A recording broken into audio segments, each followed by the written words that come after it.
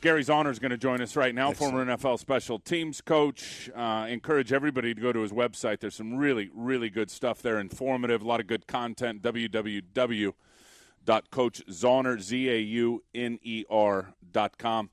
Obviously, with the rule proposal and eventually the change at the owners' meetings on the kickoff, let's get into some of the dynamics and the ripple effect of it with Gary Zauner. He joins us right here on the program. How you doing, Gary?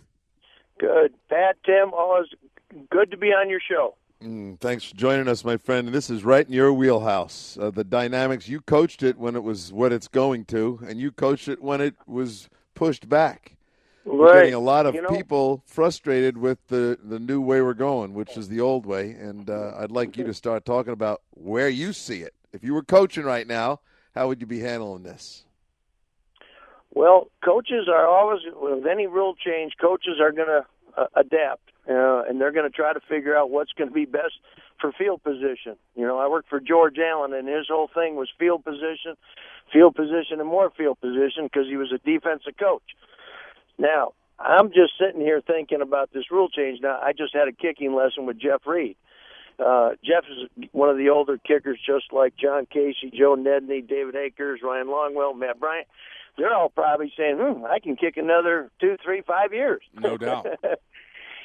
So those guys are happy. Now, from the coach's standpoint, I think, and let me just tell you a little history. In 1994, they changed from a 3-inch tee to a 1-inch tee because Brad DeLuiso had kicked 52 touchbacks. And Mitch Berger, my kicker at Minnesota, kicked 40 touchbacks from the 30. And they came up with the K-ball. And the whole concept was they wanted to take the most exciting play in football and put it back into the game, which was the kickoff return. So they put in the K-ball, they moved everything back. Now they're trying to take away the most exciting play in football. So Joshua Cribb and Devin Hester are not going to like that. No, and it's interesting, and I totally agree. And in the name of player safety, Gary, and it sounds like, listening to them, and we don't have any numbers and exactly what the injuries are, but from listening to the guys at the owners' meetings and the competition committee, the majority of the injuries are coming on the guys covering the kicks. Right, and I'm all for safety. But, again, I think, the wedges helped it, even going to single blocking, because most of the guys that got hurt put their head down. And as you know, Pat and Tim, when you come in and you haven't played on special teams because you were the star in college, a lot of those guys get thrown in there and they're going to go, okay, I'm going to run down. They put their head down and boom, it's usually the neck. Something goes because they're hitting that big wedge there. And Tim, you've been in that wedge, right? Yeah, I was in the wedge and I was busting the wedge and fell asleep and woke up in both cases.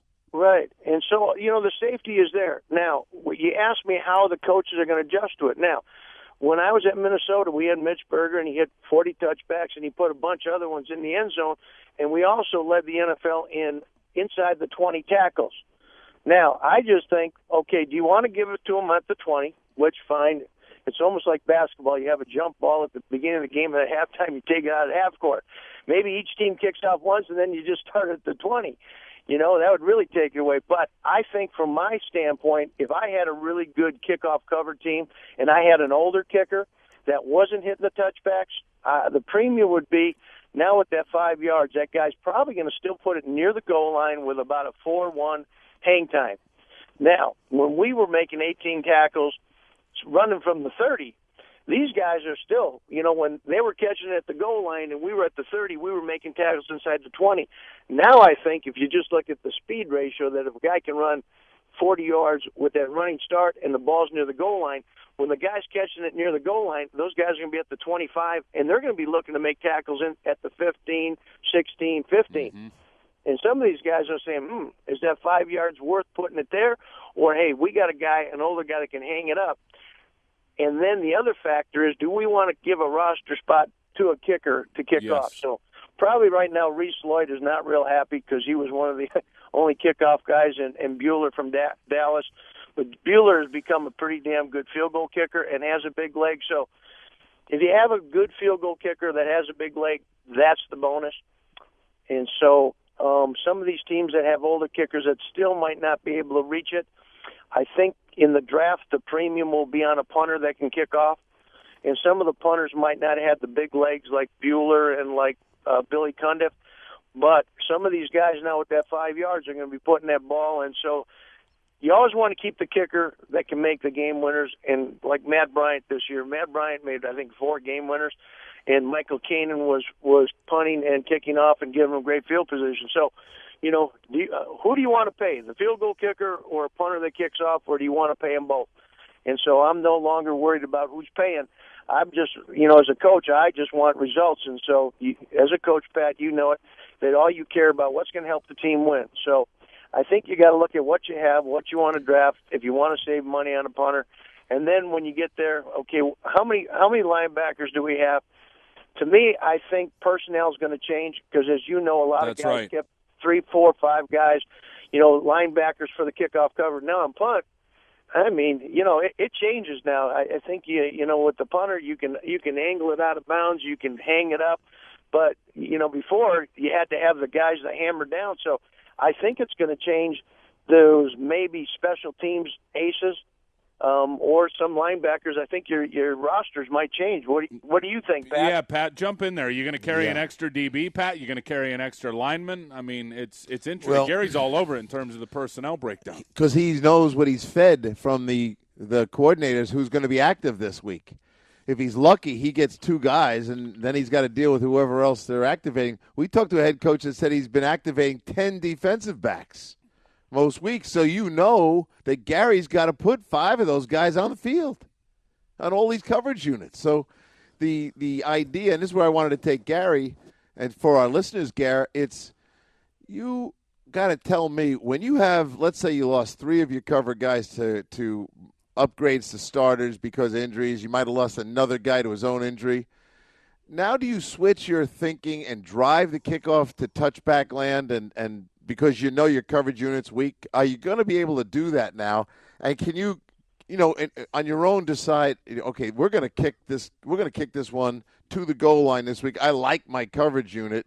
Bad coverage unit. We're going to drive the ball into the end zone and force no returns. Well, I'll tell you, anytime you start losing guys, I remember one year I lost, 2 guys one week, 2 guys the next, and I'm looking around, hey, just get it done, Gary. And so you kick off, and opening kickoff, they return it back for touchdown, and then we return one. And it was one of those weird games, but there was like, who else do you have to put in? Now, with this rule, I guarantee you, I don't want to look bad. And once there's a kickoff return, the camera goes right to the special teams coach like it's his fault. You've never gotten FaceTime for a good reason. That's the fact. That's right. So, the agony of defeat, there goes the special teams coach, and his wife is hiding saying, that's not my husband. But you know what I'm saying? It's kind of like, there it goes, but it's like we don't cover the kick, just like you don't play pass defense or rush the passer. Somebody's got to do it. But I guarantee you, if I don't, I'd find the kickoff guy and say, hey, this week we're not even coming close. But, there's certain teams that, have great special teams guys, and they're usually with defensive head coaches, and they're going to say, just like with the Bears, as you know, Dave Taub does a great job. Robbie goes and say, hey, Robbie, just hang it up there because we got all these speed guys, and we're going to go down and we're going to kick their butt, make them start on the 10 or 12, and then we're going to put them on a 90-yard field. And on the first punt, we're going to get the ball on the 50, get 1 or 2 first downs and kick a field, and we're going to keep hammering field position. And as you know, field position, when you're putting them on a 80, 90-yard field. Here's where I want you to go, Gary. I want you to go to the other side. And we had a conversation with Dominic Hickson from the Giants, their return guy. Coach the returner for our listeners. And here's the point. My kickoff guy can kick the ball 2 yards deep into the end zone. That, to me, is the gray spot. 4 or 5 yards in, take a knee. 1 or 2 yards in, you might be coming out. How, in the middle of a game, does that returner make that right decision of when to bring it out and when not to? What are the criteria that you're going to coach up the returner on? Well, anytime, just like on a punt return, Pat, you put his heels on the 10 and say, take anything that comes to you in front of you. Don't back up. You're going to look at that kickoff guy's leg and find out his hang time. And again, with the win, against the win, and say, okay, hey, they got really a bad kickoff cover team. Now, if we can get this ball out against them, we got a chance to bring it back. Now, you're going to get 5 yards deep. And if you remember Tim Dwight used to start about 6 yards deep, and the ball would be about 2-3 yards deep. He was getting a running start into the ball, and I mean, there was no going back and, cradling the ball. He was going on a dead run straight. So, again, I think you look at what's happened. You tell a guy, here's the point, anything to you in front, we're rolling. And we're going to roll because we know this is not a good cover team. Now, if it's against the Bears or a great coverage team, you're going to say, hey, gets 1 yard deep, stay there. Because, again, we don't need to be starting on the 17, 15, or That's fumbling the ball. Let's just take it on the 20. Take me to the tee, because we went right by that. Many of our listeners are not going to know the impact, and it's old now, but it's now kind of being revisited. We had a general manager tell me and Tim, well, the tee kind of makes it tough to pooch kick off. Tell me about the tee. Tell our listeners what the tee difference is and what was taken away from the kickers when they went to the 1-inch tee. Well, one of the guys I was coaching, his name was Brad DeLuiso. He was a big soccer guy. And when they had a 3-inch tee, he could almost punt the ball, and he actually started the hurdle. Most guys kicked and skipped like a field goal. He hurdled through the ball, but he was 6'2", 220. And with a 3-inch tee, he almost punted the ball. And this is when he set the record with 52 touchbacks, but it was from the 35 off a 3-inch tee. Once it went to a 1-inch tee, he came back to me and said, hey, Coach, I'm having trouble getting the ball up. It completely takes a different foot position on the ball. So it's kind of like Pat and Tim, hitting a golf ball off a tee and hitting it on the ground. There's a little difference. So, again, the 1-inch tee got guys to, in the old days, the 3-inch, 2-inch tee, you could hit that ball 4.6, 4.7. I mean, you have some tremendous hang times. And now with the 1-inch, 1-inch is like 4.5. Guess what, Gary? Huh? That tells me that we're going to see less of what we were talking about early in the hang time kicks down inside the 5. It's coming off the 1, bang it out of the end zone. Right, but there are certain guys that have a net that can pop that ball up, and the Janikowski's one of those guys that gets the ball up quick. So if you get a kicker that can pop it up, and now again hitting it with a 4.2 hang time, and your guys are running rather than having a 3.8, that extra 0.5, 0.8 of a second. I mean, those guys are moving down there, and that's 5, 6, 7 yards coverage.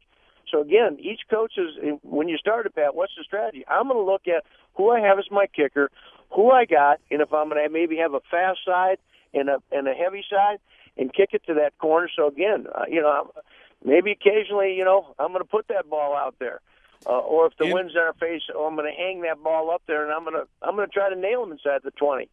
In your expertise, and you've been around a long time, and you're still dealing with kickers, as you just said, and have been, in general, would you say that guys' legs today are stronger than they were pre-94 in general, and just looking at the whole group? And I know we have some aging kickers, but are guys stronger today than they were in 93 in terms of the kickers? Right. Well, I had my college senior combine in February, and this Monday I have my free agent combine.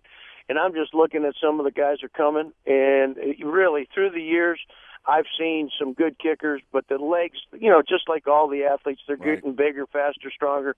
In the old days, it was like the guy that couldn't play football became the kicker. Then Ray Guy, who was a great athlete, could throw a ball 80 yards, play scratch golf, was a punter. Now all these guys are really good athletes. A lot of them played soccer. They got great foot skills. But, I worked with Josh Scobie last year. Josh is about 6'2", and about 220, was a soccer player, scratch golf. I mean, he hits it a country mile. Billy Cundiff, the same thing. I mean, these guys are no longer just the kicker. These guys are very good athletes, and so they know they can make a lot of money. So, and it keeps getting better because now they're squatting, they're doing all the right things. They're not just going out and kicking. So it's becoming, an art form, and they know they can make some great money, especially if they're like Billy is, or Sebastian, or Josh, or any of those guys. Yep. So now I'm going to take you to a different place. I'm the general manager. I walk down the hall. I go to your office. I close the door, and I go, okay, Gary, our kick return guy last year, as you know, had 3 touchdowns on kick returns, and he averaged 30 yards a return. He's up for a contract. He wants $2 million a year. Are we crazy to pay him? Have the rules taken him away so much that we don't need him anymore? Tell me why I should pay him or why I shouldn't. Well, I'll tell you one thing. he better be a dual guy like Joshua Cribbs that can return punts and kicks, because you are taking away half his meal plate just by that. But again, as you know, Pat, some guys are very good at catching kickoffs, but they can't catch punts where the leg. And sometimes with coaching, you can teach them to read. You can read the nose, and you can do that. Mel Gray did that many years ago. Joe Marciano had the guy just catching kickoffs, and then he taught him to catch punts, read the nose, and he was a great dual guy. But now, if you're talking about, the just the kickoff return guy, why are you going to pay him that? I mean, you can get anybody back there to give the ball the official. Yeah, no, it's gonna be interesting, the ripple effect of all this. Gary, great talking to you, bud. We're right up against the break. Let's talk again here before the draft. You got it, guys. Thank you very much. Oh, we'll have you back. We want to talk guys in the draft that can kick the ball. Good, you got it. All right, Coach. www.coachzauner.com. We'll hit a break. We'll come back. Phone calls, Power Hour. Straight